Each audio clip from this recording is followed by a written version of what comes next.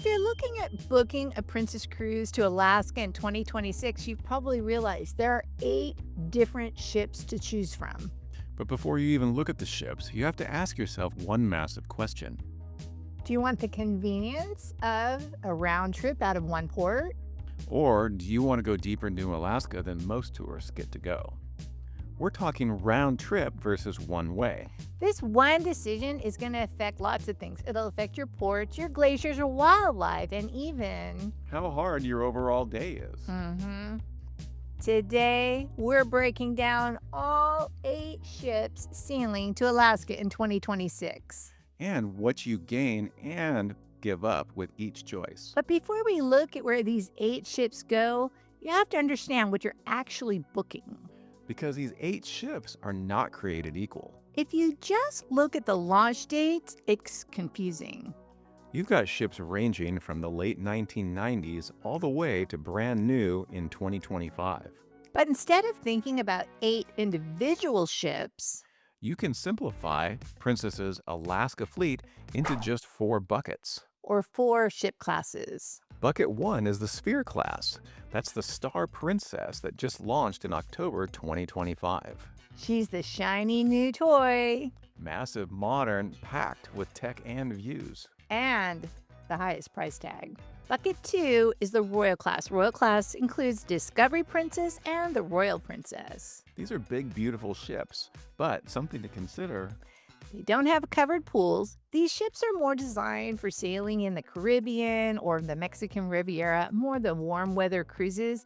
And that's something that we're going to talk about throughout this video, how these ships were designed and which one's best for Alaska. Bucket 3 is the Grand class. The Grand class includes the Grand Princess, Ruby Princess, and Emerald Princess. These are what we call the Alaska veterans. They're older, yes, but they are well proven on these routes. And finally, Bucket 4 is the Coral class. The Coral class includes the Coral Princess and the Island Princess. These are the smallest ships in the Alaska fleet, originally designed to fit through the Panama Canal. That means they can navigate more easily in tight fjords or in narrow passages than the larger ships can. So keep these buckets in mind because newest doesn't always mean best when we're talking about cold weather. So now let's talk about where all these ships are actually going. First, let's talk about the 2 most popular itineraries. One of those itineraries is a round trip out of Seattle. So this would be an example of that, going to Skagway, Juneau, and Ketchikan. And we're going to be talking in a little bit about which ships are going to Glacier Bay. There is one ship also that's sailing round trip out of Vancouver.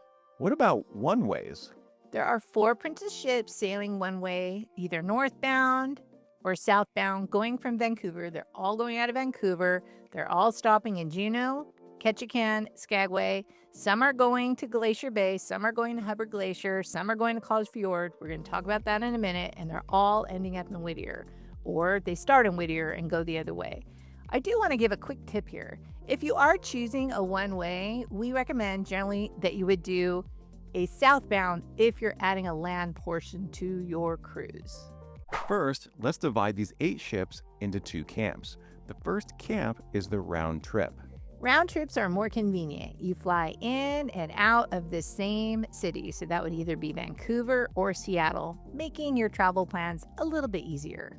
For 2026, that means the Royal Princess or Star Princess out of Seattle, the Emerald Princess out of Vancouver, or the Ruby Princess all the way out of San Francisco. But here's the trade-off. Round trips have to travel back from where they started. They don't have enough time to go farther north. Camp 2 is the one-way itineraries. Which Princess calls the Voyage of the Glaciers. For 2026, this is where you will find the Coral, Island, Grand, and Discovery Princess. Here's a rule of thumb. If you hate complicated travel days, stick to round trip. If you want maximum Alaska immersion, do the one way. Now that you've picked your route, we have to look at what glacier your ship goes to. If your heart is set on going to Glacier Bay National Park, the holy grail of Alaska cruising, you've got to be careful. Not every Princess ship is allowed to go into Glacier Bay National Park. In 2026, only 4 of these ships have Glacier Bay permits: Royal, Grand, Discovery, and Island Princess. And that's where the Island Princess becomes very interesting. It sails not only in Glacier Bay, but it also adds on the Hubbard Glacier on its way to or from Whittier. So you'll want to look very carefully at your itineraries on those one-ways to see, are they going to Hubbard Glacier? Are they going to College Fjord? Are they going to Glacier Bay? What glaciers do you get to see on the other one-way sailings? So we already talked about Island Princess. You're going to get to go to Glacier Bay and Hubbard Glacier or College Fjord. The Coral Princess goes to Hubbard Glacier and the College Fjord. And the ones I looked at didn't go to Glacier Bay, but it might. You have to look at all the dates available if you really want to go to Glacier Bay. Discovery Princess goes to College Fjord and Grand Princess goes to College Fjord. So if you're doing a one-way, it's called the Voyage of the Glaciers. You get extra glaciers. Now compare that to the brand new Star Princess sailing round trip out of Seattle. So it's sailing out of Seattle and it's going to the Endicott Arm and the Dawes Glacier. So the Star Princess is doing that and the Emerald Princess is doing that. So let me show you their route. They both have the same route. They're sailing out of Seattle. Actually, Emerald Princess is sailing out of Vancouver, but they're both going to Ketchikan, Juneau, Skagway, and they're both going to the Endicott Arm and the Dawes Glacier instead of Glacier Bay. What about the Ruby Princess? I haven't seen her. She is going to the Endicott Arm and Dawes Glacier, and we're going to really talk about how that ship has a really unique itinerary, unlike any of the others. Endicott Arm and Dawes Glacier are beautiful, but they aren't Glacier Bay. So if Glacier Bay is a non-negotiable for you, you're going to have to skip that brand new, shiny Star Princess. And speaking of trade-offs, in a second, we're going to tell you why those newer ships might not be a good choice for you if you don't like being cold and wet. And it comes down to one thing, the pool deck. Let's be honest, it rains in Alaska a lot. It's a temperate rainforest. So the real question is, does your ship give you a roof over your head when the weather turns? In 2026, only 4 of these ships have covered pool areas. The Star Princess has the dome, a massive glass-covered pool space. The Island Princess, the Coral Princess, and the Grand Princess also have covered pools. That means if you're sailing through the fjord or going to Glacier Bay, you can be sitting in the warmth of a covered pool area, just watching the scenery go by in your robe. Now look at the other 4 ships. The Royal, Discovery, Ruby, and Emerald Princess.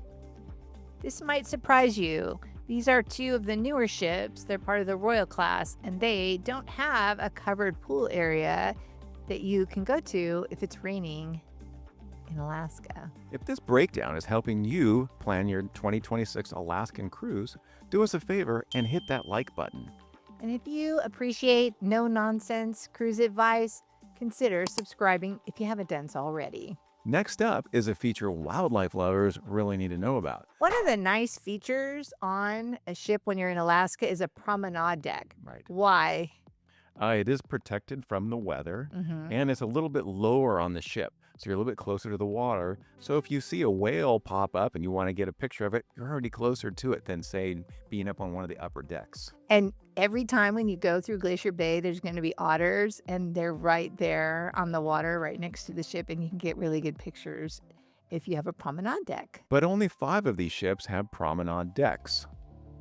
Coral Princess, Island, Grand Princess, Ruby, and Emerald Princess. So you might have noticed which ships don't. The Royal Princess, Discovery Princess, those are the Royal class ships, and the Star Princess, which is a Sphere class ship, all newer ships. So newer ships don't have those promenade decks.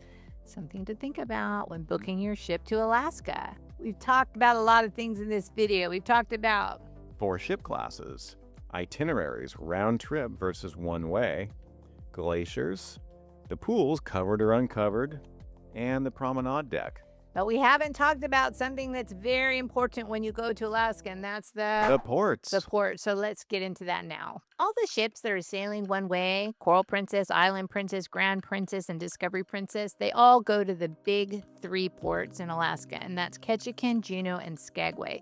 And they all have plenty of time for you in those ports.